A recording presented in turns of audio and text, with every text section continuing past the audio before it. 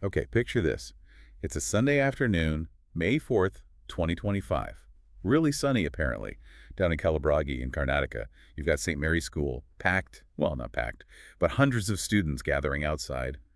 It's NEET exam day. Yeah, the tension must have been palpable. I mean, these kids, their whole future feels like it's riding on this one exam. Exactly.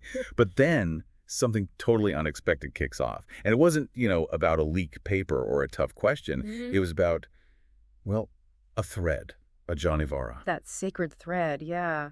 It's quite something how an object like that, so small, can suddenly become the center of a huge controversy. Right. So this young candidate, Sripad Patil, he's reportedly asked to take off his Johnnyvara just to get into the exam hall. And that's the flashpoint, that single moment. You have a student already under immense pressure facing this demand about something deeply personal.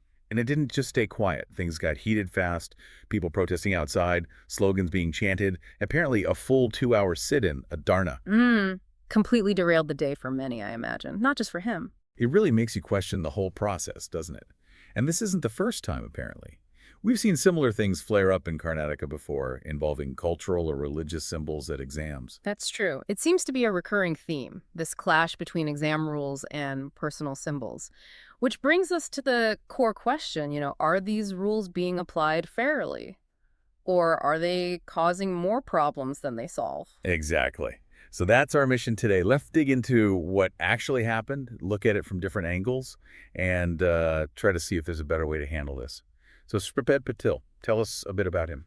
Okay, so Spriped, he's a NEET aspirant, comes from a village called Bet Balkunda in Bidar district. You have to think about the sheer effort involved just getting to that point. Years of studying, family hopes.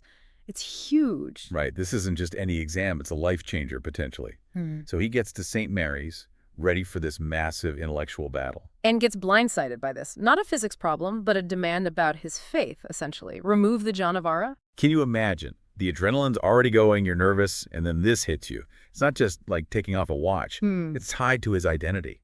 Absolutely. Reports say he was really shaken. His father mentioned him coming out in tears to hand over the thread. That visual, it's powerful. It really is. This young man, about to face this huge academic test, feeling forced to remove something so personal just to walk through a door. It's like asking a superhero to take off their cape right before the big fight. It's disorienting. It chips away at something fundamental at a really critical moment. And it had real consequences, didn't it? He apparently said later that being so rattled made him actually write his roll number down incorrectly. Think about that. The emotional distress directly causes a procedural mistake that could literally cost him his result. It just highlights how these aren't just abstract rules. They affect real people emotionally. You absolutely cannot perform at your best when you're that upset. No way. A calm mind is essential for an exam like NEET. And the fallout wasn't just personal. The news apparently spread incredibly fast. That scene outside the school, it wasn't just a few people. It grew into a proper protest. Yeah, and what's really interesting is who turned up. It wasn't just one group. You had Brahmin community members, sure, both Smarta and Vaishnava, but also Lingayats, Dalits, activists from various groups like Sanatana Yuva Shakti Trust, Akila Harat Madhwa Mahaparashat ABVP. So a real cross-section. It clearly struck a nerve beyond just one community. Definitely. It suggests a broader unease about how these things are being handled. And they made their feelings known. Slogans, that 2-hour Dharna we mentioned, it shows the strength of feeling. The local MLA, Alamaprabhu Patil, even got involved, calling the deputy commissioner and the police commissioner, demanding an inquiry.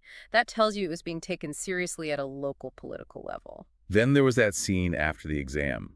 Priests chanting mantras while Sripad put his Janavara back on. That's quite a statement. It really is. It underscores the sacredness of the thread for them and the sense of violation they felt. But it keeps coming back to why? Why did this specific interaction happen? Was it a mistake, poor training, or something systemic? Okay, let's tackle the rules themselves. Why do exams like NEET even have these dress codes and frisking procedures? What's the official reason?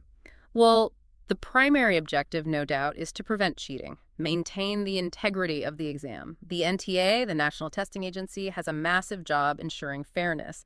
And remember the NEET UG 2024 scandal. Ah, yes, the paper leak allegations. That definitely put pressure on them to tighten things up. Exactly. So The goal is to stop candidates sneaking in anything illicit, hidden gadgets, notes, communication devices, anything that could give an unfair edge. Makes sense. But as we said, a cotton thread. It doesn't exactly fit that description, does it? It's not metallic, not electronic, not a cheat sheet.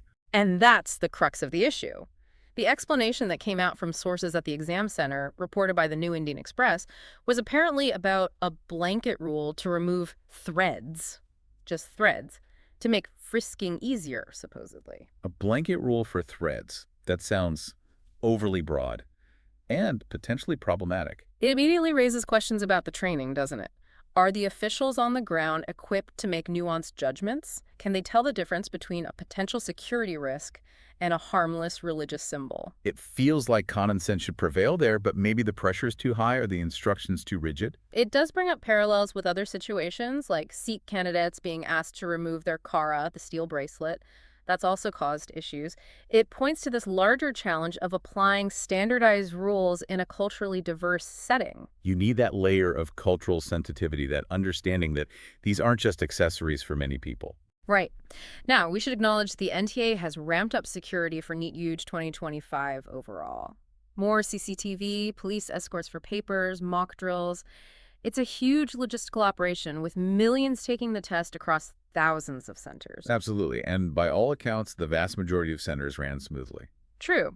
But as the Kalaburagi incident shows, even one such event, especially touching on faith, can have really significant repercussions and raises serious questions. And the really worrying part is this Kalaburagi incident isn't a one-off. It seems to fit a pattern we've been seeing in Karnataka. Unfortunately, yeah. Just a month before, in April 2025, during the CET exams, that's the common entrance test in Karnataka, similar things happened.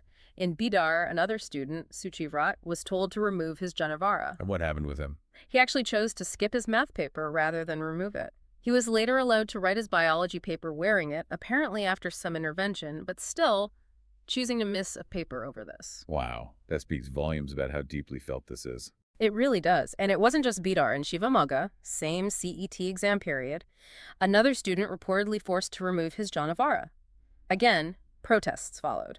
And it's not just the Janavara, is it? There have been other reports too. That's right. There have been anecdotal reports, particularly around KPSC exams, that's the State Public Service Commission, about women feeling pressured to remove their Mangal Sutras, the marital necklace. So it broadens the scope. It's not about one specific item, but maybe a general approach during frisking that lacks sensitivity. It seems that way.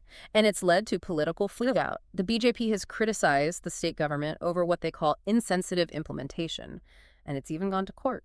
The High Court got involved. Yes, the Karnataka High Court issued notices after a public interest litigation, a PIL, was filed by the Akhila Karnataka Brahmana Mahasabha, so it's being addressed at a legal level too. All these incidents together, it really does suggest it's not just isolated errors by individual officers. It feels more like a systemic issue, maybe overzealousness or misinterpretation of the rules becoming common practice. The state government has responded, of course. They've filed cases in some instances, issued directives emphasizing respect for symbols, promised inquiries.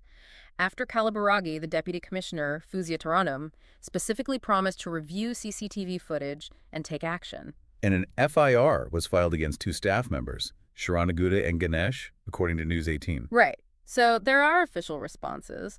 But again, for students like Shripad caught in the middle, that doesn't undo the distress caused at that critical moment. They're stuck between the rules and their belief. It just feels avoidable. Utterly avoidable, yes. It's like the system is creating these flashpoints unintentionally. Let's pull back a bit. Look at the big picture. Officially, the NTA rules are meant to be universal, right? No targeting of specific groups. On paper, yes. The intention is equal application, no discrimination based on religion or region. The problem, as we keep seeing, is in doing the practical interpretation at the gate. Exactly. An official sees a thread. Sripad sees a sacred symbol, a Mangal Sutra, a Kara, same disconnect potentially. And when you apply rules mechanically, without acknowledging that difference in meaning, you risk alienating people, making them feel like their identity isn't respected. It's a tension we see nationally, isn't it?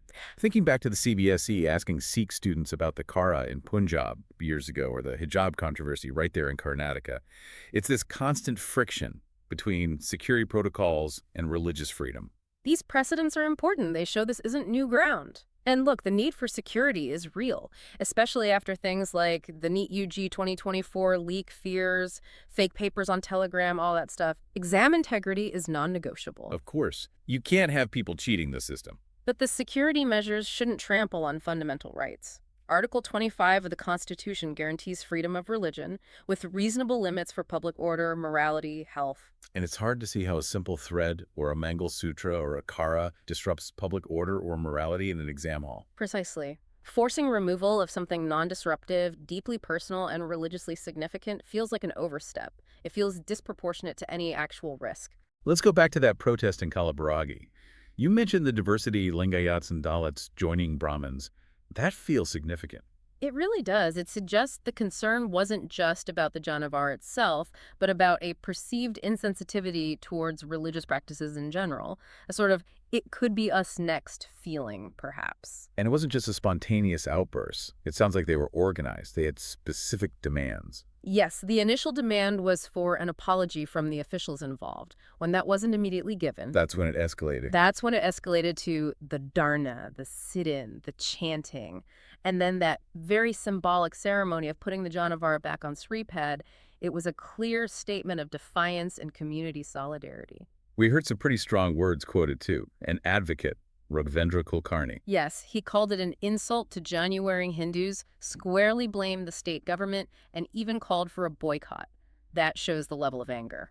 And this blew up online too. Oh, absolutely. A&I apparently had a video that went viral on X, formerly Twitter. Lots of outrage, people talking about religious freedom violations, demanding accountability. Someone even joked, are they going to ban good luck charms next? Yeah, that captures that feeling of where does it stop? Exactly. Where is the line between reasonable security and just unnecessary intrusion? So what happened right after? The immediate response from the authorities. Well, as mentioned, the Kalaburagi Deputy Commissioner, Futsia Taranam, promised an inquiry, said they'd check the CCTV. That was the immediate assurance. And the FIR against the two staff members, Sharwanaguda and Ganesh, that's a concrete step. It is. It shows they're formally investigating the complaint. But, for Sripad, does that fix the fact that he was rattled during his exam? Does it fix the potential mistake with his roll number? Probably offers limited comfort in the short term.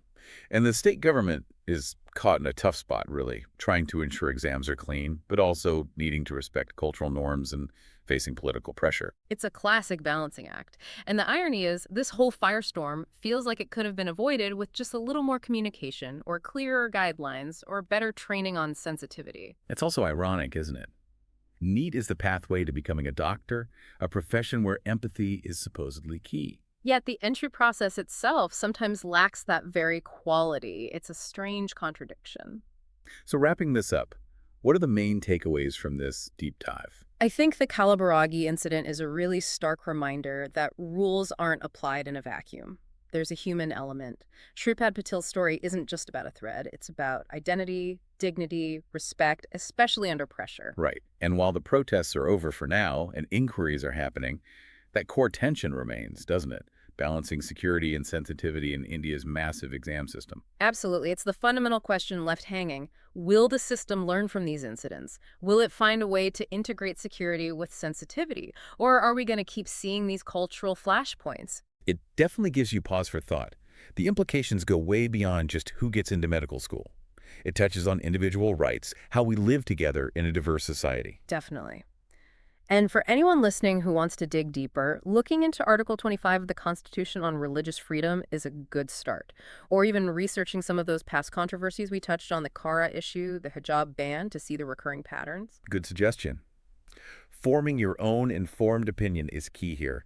It's a complex issue with no easy answers, but certainly one worth thinking about.